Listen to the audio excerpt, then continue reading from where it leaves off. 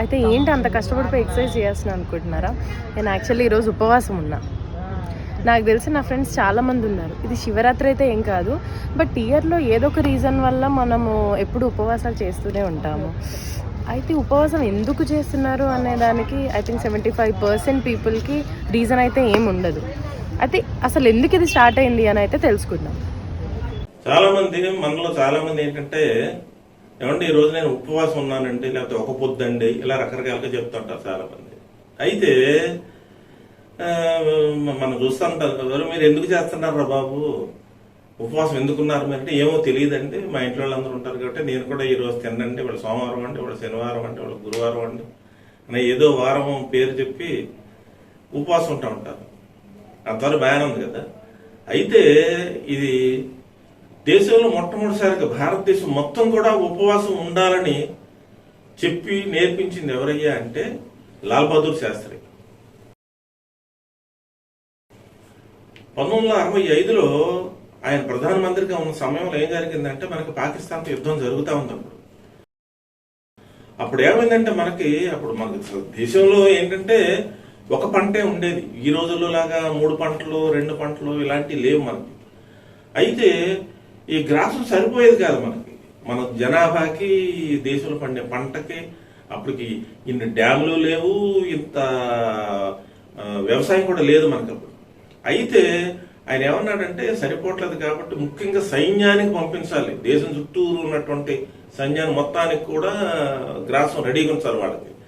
ఏం చేశాడంటే ఆయన, ఓ పని చేయండి, కొత్తగా పంట ఇప్పుడు పుట్టాలంటే పుట్టదు కాబట్టి మీరు తినే తిండిని తగ్గించుకుని తినండి. అంటే తగ్గించుకోవడం అంటే ఎలాగా, ముందేమన్నాడంటే ఆయన, ఒక రోజు నెలలో అదే వారంలో ఒక రోజు ఆ రోజు మీరు ఉపవాసం ఉండి దాన్ని మాకు పంపించండి అన్నాడు ఆయన. అంటే మాకంటే దేశానికి పంపించండి, మేము అందరికి దాన్ని సర్దుబాటు చేస్తాం సైన్యానికి ఆటికి అన్నారు.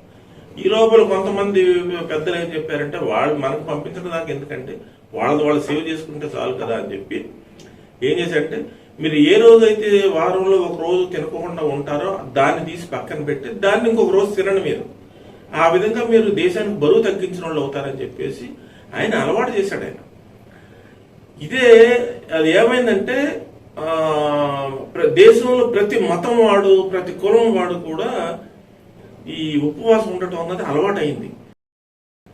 అయితే దాన్ని అందరికీ ఎక్స్ప్లెయిన్ చేయలేరు కదా. ఈ పెద్దలు ఏం చేశారంటే, పిల్లలకి, మిగతా వాళ్ళకి, చదువు లేని వాళ్ళందరికీ దేవుడి పేరు చెప్పి, ఇవాళ ఇది దేవుడికి పలానా దేవుడికి నైవేద్యంగా పెట్టాం అనుకుని, అలాగా సోమవారం అయితే ఒక దేవుడు, శనివారం అయితే ఒక దేవుడు, ఇలా అనుకుని ఆ దేవుడి పేరు మీద తీసి పక్కన పెట్టడం అలవాటు చేసుకున్నారు.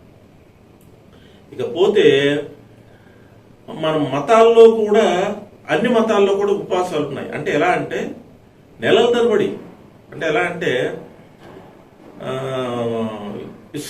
ముస్లిమ్స్ ఏం చేస్తారంటే, రంజాన్ నెలలో పగలంతా భోంచేరు వాళ్ళు, చీకటి పడ్డాకే తింటారు వాళ్ళు. అదే అలాగే ఒక 4 రోజుల పాటు, అంటే ఒక 28 రోజుల పాటు వాళ్ళు ఉపవాసం ఉంటారు. ఇంకా రెండో మతం ఏంటి అంటే క్రిస్టియన్స్, వాళ్ళకి లెంటి డేస్ అని చెప్పేసి 40 డేస్ వాళ్ళకి కష్టాలు ఉన్న దినాలు అంటారు, అట్లా లేదు దానికి ఏదో లెంటి డేస్ అని అంటారు యాక్చువల్గా. అప్పుడు కూడా 40 రోజుల పాటు వాళ్ళు ఉపవాసం ఉంటారు వాళ్ళు. అలాగే హిందువులకు వచ్చేసరికి ఏంటంటే కార్తీక మాసం అని ఇలాంటివి ఉన్నాయి మనకు కూడా. అయితే కార్తీక మాసంలో మనం ఉపవాసం ఉండటానికి గల అసలు కారణం ఏంటయ్యా అంటే, సంవత్సరం అంతా దాచిన పంట కార్తీక మాసం వచ్చేసరికి, కార్తీక మాసం అయ్యాక మనకి పంట చేతికి వచ్చేది, అప్పటికి అయిపోయేది. ఇది ఈ గ్రాసం అయిపోతుంది అన్నప్పుడు దీన్ని జాగ్రత్తగా వాడుకోవాలని ఏం చేశారంటే, కార్తీక మాసంలో కొన్ని నియమనిష్టలు పెట్టి దేవుడి పేరు చెప్పి, ఆ పేరు మీద వీళ్ళు జాగ్రత్తగా, దేవుడు అంటే భయపడినోడు ఎవడు ఈ రోజుల్లో అంటే ఎప్పుడైనా ప్రతివాడు భయపడతాడు కాబట్టి దేవుడి పేరు చెప్పి, ఇలా చేస్తే మీకు మోక్షం ఉంటుంది అబ్బాయి, మీరు స్వర్గానికి వెళ్తారు, ఇలా రకరకాలుగా చెప్పి వాళ్ళతో ఉపవాసాలు ఉండేటట్టు అలవాటు చేసి మన గ్రాసాన్ని జాగ్రత్త పరిచేటట్టు పెద్దలు చేశారు. దీన్ని చాలా మంచి కార్యక్రమం చేశారు ఆ రోజుల్లో ఇన్ని పంటలు లేవు కాబట్టి దాన్నే జాగ్రత్త పెట్టుకుని చేసిన తర్వాత మళ్ళీ మనకి సంక్రాంతి టైంకి మళ్ళీ పంటలు చేతికి వచ్చేసాయి. మళ్ళీ ఇక వచ్చిందంటే ఆటోమేటిక్గా మీకు తెలియదు సంక్రాంతి అంటే ఎంత బ్రహ్మాండంగా చేసుకుంటారు, మంచి పిండి వంటలు అన్ని రకాల తిండ్లు ఉంటాయి మనకు. ఇది విషయం. చాలా మంది అనుకుంటారంటే ఇది ఎందుకు ప్రారంభమైందో తెలియదు, కానీ ఉపవాసం అన్నది మాత్రం తెలిసి తెలియకోకుండా ప్రతి ఒక్కరు కూడా చేస్తారంటారు. ఇంకొకటి ఏంటంటే మన బాడీలో ఉన్న మెకానిజానికి కూడా ఒక రోజు రెస్ట్ ఇద్దాం. ఇలాంటి చాలా ఉన్నాయి. ఫాస్టింగ్ ఉండటం మూలం ఏంటంటే మొత్తం మెకానిజానికి అందరికి ఒక రెస్ట్ ఉంటుంది కనుక కొంతసేపు అని, అంటే ఒక రోజు మానేశాడంటే రెస్ట్ ఉంటుంది ఒక రోజు. ఇది ఇకపోతే లాల్ బహదూర్ శాస్త్రి గారు ఇది చెప్పటం వల్లే వచ్చింది అన్నది ఇప్పటి వాళ్ళు ఎవరికి కూడా తెలియదు. శాస్త్రి గారు ఉపవాసం గురించి చెప్పినప్పుడు ఏం జరిగిందంటే ఆయన చెప్పింది ఏంటి, మన బియ్యం కానీ గోధుమలు కానీ ఇలాంటివి సేవ్ చేయడానికి చెప్పారు. అయితే ఉపవాసం ఉండలేని వాళ్ళ కోసం ఆయన ఏం చెప్పంటే ఆ ప్లేస్లో ఫలహారాలు కానీ, ఫలహారం అంటే ఏంటి, ఫ్రూట్స్, ఆ ఫ్రూట్స్ తీసుకుని కూడా ఉండొచ్చు మీరు అని చెప్పడం వల్ల చాలా మంది ఉపవాసాల టైంలో ఇప్పుడు కూడా పళ్ళు తింటూ ఉంటారు.